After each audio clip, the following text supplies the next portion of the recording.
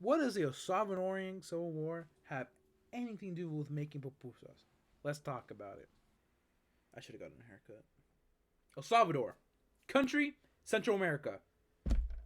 Independence gained from Spain, 1821. But we're going to be talking about the Civil War, which takes place on October 15th, 1972 to January 16th, 1992, right? And before we get into that, right, I know a lot of stuff's going on, but before we get into that, we're going to go into the election of 1977, where Carlos Romero wins the election by voter fraud, right? He rigs the election. People were angry about it, of course. Like, I personally would be angry if so this guy just like rigs the election, you know what I'm saying? And then protests happen, but the military decides to fire onto the crowds, killing bystanders and protesters. Then Carlos Romero declares a state of siege and suspending civil liberties, right? Then the state institutes death squads which kill anybody who's even suspected of being a part of the left or like the other group in El Salvador. And like, there's a lot of stuff going on. And we're not even at the Civil War yet. But let's get into it. Well. So, 1979, conflicts get worse, and President Romero was overthrown by a military group known as the Revolutionary Government Junta, or the JRG. I'll be calling them the JRG because it's easier to say than the other stuff, right? And you might be thinking, wow, they finally overthrown this guy. But how does this lead into the Civil War? But I'll tell you, because the JRG are not good people either. They abuse human rights among various other things, right? And you might be saying to yourself, who would support a group such as this, right? Who abuses human rights? And I'll tell you who. President Jimmy Carter. You might be thinking, why is the United States even in El Salvador? Why are they supporting some group of people that do these, right? Do these things, right? And I'll tell you why. Because of communism, right? The other group in El Salvador are suspected of being communist, right? So, of course, America and their hatred of communists decided to help the JRG, even though they do awful things. So Jimmy Carter decides to ignore all those awful things, which backfire because when a group of 4 nuns in 1980 go visit El Salvador, they were abused and killed by the JRG, right? And Jimmy Carter could not like ignore this. He had to stop giving support to El Salvador or the JRG, right? But that only lasted 6 weeks, because 6 weeks later, he continued to give support to the JRG. And it continued through the Reagan administration, which they gave even more support to the JRG. Like, Americans and communists, right? They hate him so much. So, you might be saying, Giovanni, you gave us one example. What's another? Well, here it is. So, in El Salvador, Catholicism is the prominent religion. And in that religion, there's a guy, Archbishop Oscar Romero, right? No relation to Carlos Romero, because they're not related, just have the same last name, you know? And Oscar was a really heavy critic on the Salvadoran government at the time, which was run by the GRG, right? And on March 14th, 1980, Oscar delivered a sermon and he was shot by a Salvadorian sniper. And this was in front of everybody. This guy's beloved by everybody in El Salvador, all the Catholics in El Salvador, right? And then during his funeral, over 250,000 people attended. And the GRG bombed it. They bombed the funeral, killing about 40 to 50 people. And it was really sad. And this angered the other group, the left group in El Salvador. And I'll be getting to them because I've been hinting at them. And here they are. So, who is this other side? Who is this other group? Who is this mysterious person in the shadows, right? And I'll tell you who. The Fernando Martin National Liberation Front, or the FMLN. I'll be calling them the FMLN because that's easier to say than the other things, right?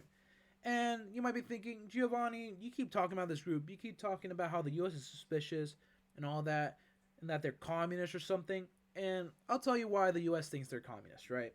The reason why the U.S. thinks they're communist is because who they're being supported by. They're being supported by Cuba and the Soviet Union, right? Two groups who are communist, right? And they will also encompass a lot of guerrilla groups, right? During the Salvadoran Civil War.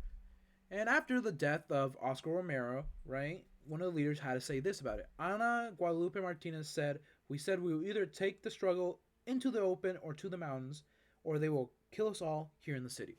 Right? So they took the fight into the mountains, right? Here's a picture of a mountain. And that's where they continue fighting. So, you might be thinking, Giovanni, in the beginning of the video, you connected the El Salvadorian Civil War with Pupusas, right? And you haven't brought up Pupusas at all yet, right? And that's what I'm here to do. So, during the Salvadorian Civil War, more than 1 million people fled El Salvador to the United States, where the United States gave those people temporary protective status, right? And one of those people were my Uncle Carlos, who I interviewed, and I will now show you the interview right now. I'm here with Juan Carlos Vasquez. And Juan, where are you from? I'm from Usulután. And why did you leave El Salvador? Because of the war that was in El Salvador. And where did you go when you arrived to the U.S.? I came to California and I stayed there for a year. Then I went to Washington, D.C. I also stayed there for a year.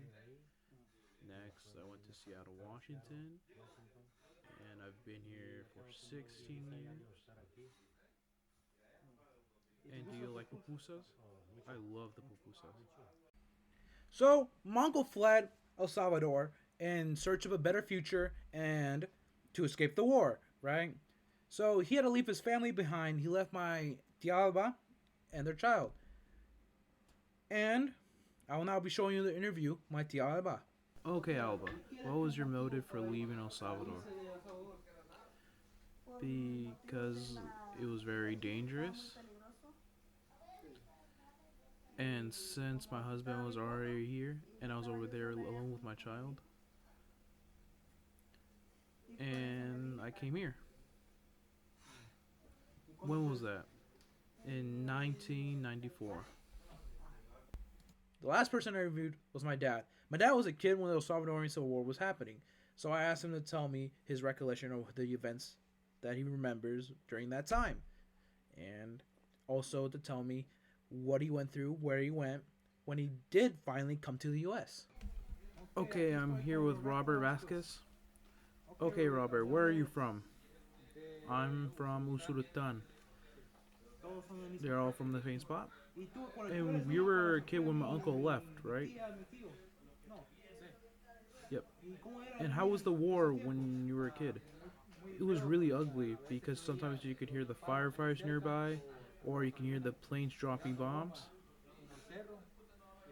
And it was really ugly.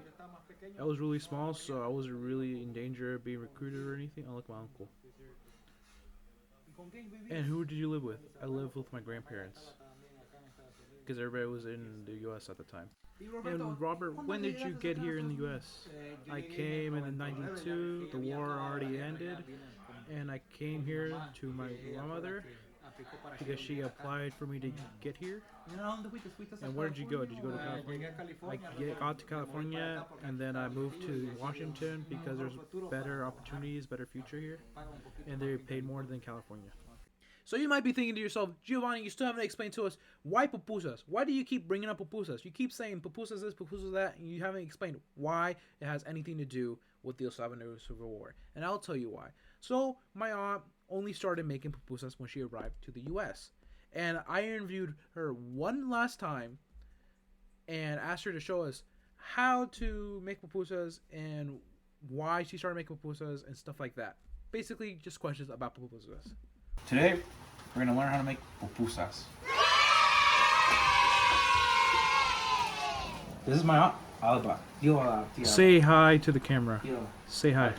To Hola. Hola. Success! And how do you make the pupusas? First, Amaso la I masa. grab the Preparo la masa. comida primero I prepare the food con queso with cheese. y carne de puerco. Puerco. That's pig. La, co- Pork. la, I la, grind la the food. Entonces la Next, pupusa, preparo la I comida. prepare the food. Le pongo el queso. I put the cheese in, Le pongo queso, carne de puerco. pork meat. Y luego Then preparo la masa. to do the masa. ¿Y qué es masa, Y- tía? ¿Qué es masa? What's masa? Maseca. Maseca? You may be wondering, what is that white stuff my aunt's using? What is it? Why is she putting that food in there? And I'll tell you what it is. So, masa is dried corn dough. And here's a picture of it. And you can buy masa at any store, any supermarket, stuff like that. They sell it. Just look in the Mexican section or something like that. They have it. Sí.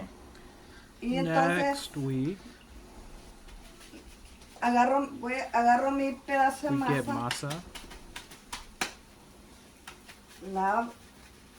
la redondeo, la hago Make it a delgadita circle. Make it a small. y luego le pongo comida I put some meat in there. de las pupusas y la And cierro I close it. y luego la torteo para ponerla Then I pat it so I can put it on a the grill. cocinar. ¿Y tía, cuántos pupusas And how many haces? pupusas do you make Todo. in all? A veces hago 300 Sometimes I pupusas, do pero- 300 pupusas. y And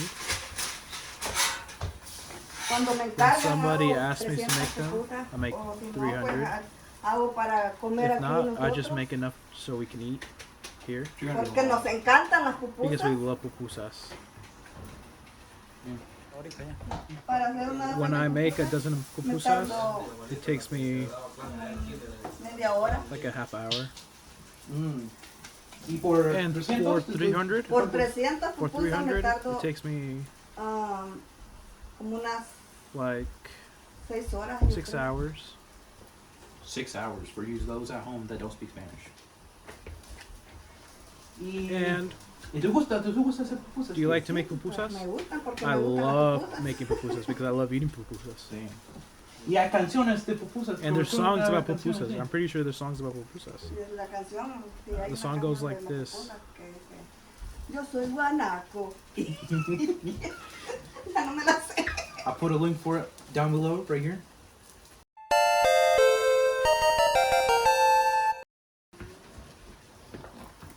Okay.